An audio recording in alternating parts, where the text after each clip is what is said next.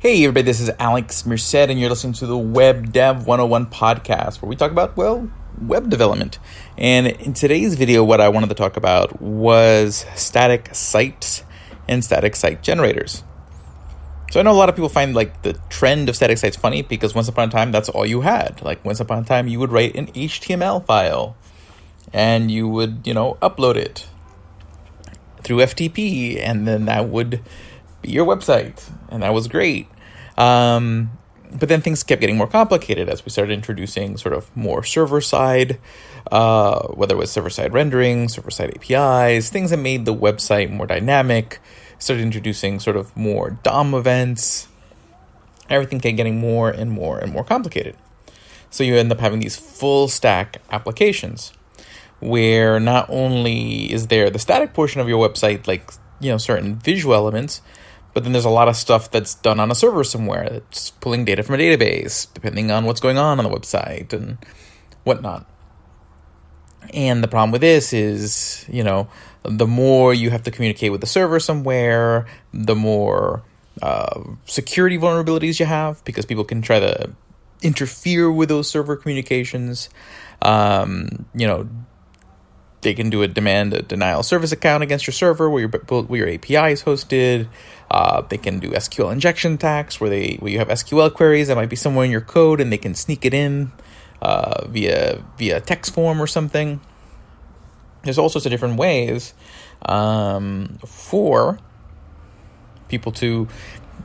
They're there, and again, for the most part, most potential problems we know we have ways to deal with. But also there's the whole issue of just server overhead. That means it just takes longer for your site to load because it has to go wait for the server to do its piece before it renders anything in the browser. On top of it, you have to pay more for hosting because you have to have this persistent server that's constantly running operations, using up processing power, et cetera, et cetera, et cetera. And so for a lot of things, you really don't need that. Okay, there are times where you need to pull information from a database, but you don't necessarily need to do it on every request. Okay, and that's where sort of this idea of static site generators gets really interesting. Because what if you just run all these processes on a schedule, maybe once a day or once every couple hours? You pull the data, you build the site, but what's deployed, what's accessible to the public is a static site. So when they're visiting the website, there's no server calls being made. They're literally just pulling up an HTML file and seeing the end result. It's going to load up faster. There's no back and forth server communications for them to take advantage of. It's going to be a lot less burdensome on your server if you're running those processes on a less frequent basis. You're not getting rate limited by third-party APIs. You are not. There's all sorts of really kind of interesting potential benefits from this. So the world of static site generators, it started off with things like Jekyll and Hugo, which more allow you to kind of create a blog that doesn't really require a backend, because usually you can create the blog using markdown files. So if you're familiar with markdown files from writing documentation on GitHub, imagine those being turned into blog posts. Okay, so instead of having to write a bunch of blog posts into a database, you just have a collection of markdown files that your static site generator renders into HTML files every time it builds your website. Okay, and then every time you create a new markdown file, you rebuild your website. So you don't have to. So basically, you're not querying your database for all your different blog posts. Those links and all that's being rendered at build time.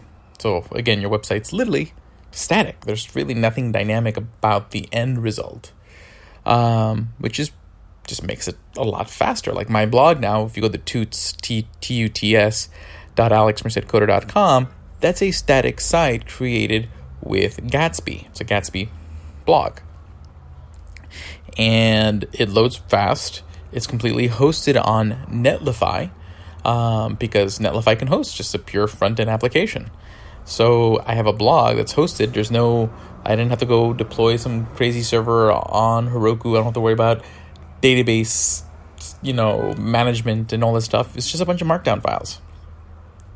And the beauty is, as a developer, I get to write more markdown, which means I get better at writing documentation. because I'm getting more used to all the different sort of markdown syntax. On top of it, every time I come out with a blog post, that's a commit to my GitHub. So my GitHub commit history couldn't look any better than it has. Because if I try to write a blog post every day, I am producing content, which is good. And 2, I'm creating a GitHub commit. So overall, this is just going to improve my blogging output, because now I have so many more incentives. It hits so many benchmarks for me. Getting in my daily GitHub commit, getting in my daily blog post, and practicing Markdown. Okay, so it's a win-win-win-win. So that's another reason to like static sites if you're a developer.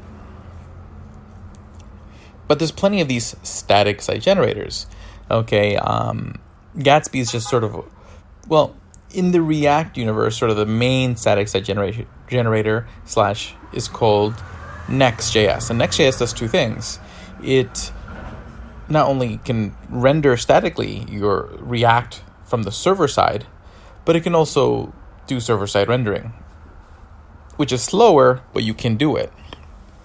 So if you needed certain server operations to be handled before you send over sort of that finalized React application down, you can do that with Next.js. So Next.js kind of offers a lot of really cool stuff. And I'm pretty sure Gatsby is built on top of Next.js.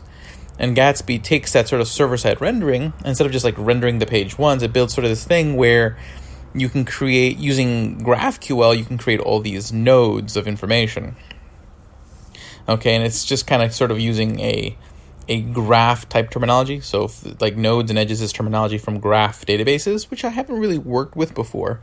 But essentially, I've worked with GraphQL, not necessarily with a proper graph database. But essentially what it's doing is that you're taking in different sources of information before you build your website, and you're creating this GraphQL schema. And you can pull from that data, whether it's from your Contentful account, whether it's from Markdown files, whether it's from an API. You can grab from all these nodes and edges, pull them into your React code, and then Gatsby will then render it all statically, and the output is just static HTML. So I use that for my Markdown blog.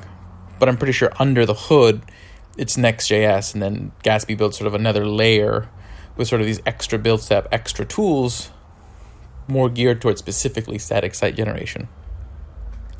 But you have the same thing. You have Nux, which is sort of the equivalent of Next.js, and then you have Gridsome, okay, which is another static site generator, which I haven't used Gridsome. I have a feeling that Gridsome's probably basically Nux is to Next as Gridsome is to Gatsby, in a sense. And then in the Angular world, you have Angular Universal, but that's, I think, purely server-side Angular. And then they just recently came out with a static site generator called Scully. So this is a growing trend. And then even Svelte is in on the game, where Svelte has Sapper. Okay, and Sapper does the same thing that Next and Nux does, where it can do some server-side rendering and it can do some static site generation. It basically, you build your website, and the parts that can be rendered statically become static, and the parts that need to be server-side rendered become server-side rendered. That's really cool. Okay, so basically the parts of your website that can be fast and secure are fast and secure by default. Not everything has to be intrinsically have this relationship with the server. So this is why this is such a trend and so exciting. But to add even more coolness to it is Netlify came out with something called Netlify Cms. And Netlify CMS is basically a dashboard that Netlify can create for these static site generators. So while the site is generated statically, you can basically add new content, like new Markdown files, whatnot. It takes advantage of that sort of style, allows you to edit the site, but you're not editing necessarily templates that get rendered like in, let's say, a WordPress as a CMS, where basically every time I hit a WordPress page, that page is being rendered by your WordPress server and being delivered. Instead, I update something on Netlify CMS. I connect my Gatsby website, my Gridsome website. It works with all the static site generators. You update it, it's going to do a render at that point.